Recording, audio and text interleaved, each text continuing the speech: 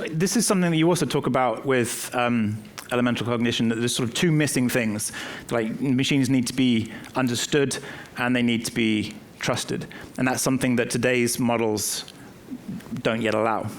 Right, so they need to be understood, meaning the human should understand why is it making that decision and how is it making that decision, and and if I can understand the why and then I can engage it, that builds trust. Mm-hmm. Right, because now you have this, I mean, if you can't explain the decisions that are affecting people's lives, you have like a massive accountability problem.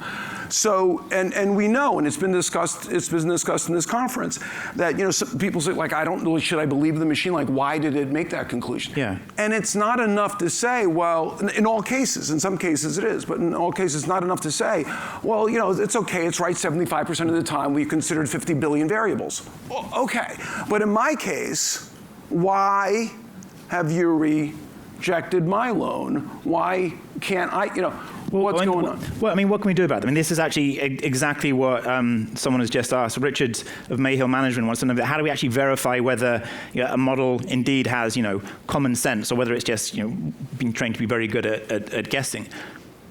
Well, what I'm saying is, if you have systems that are strictly inductive and driven by the prior data, you have a problem with that.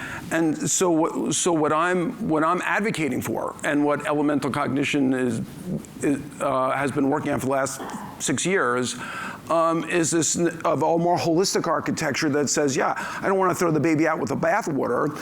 There's potentially tremendous insights in the data.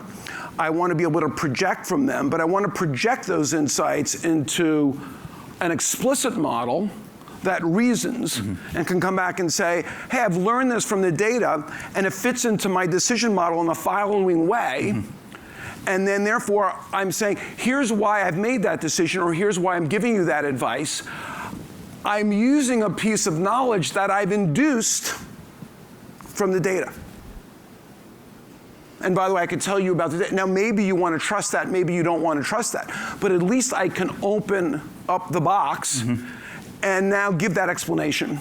And when I'm willing to give that explanation, and it's understandable by the, by the consumer, I'm building trust. And I'm allowing for accountability.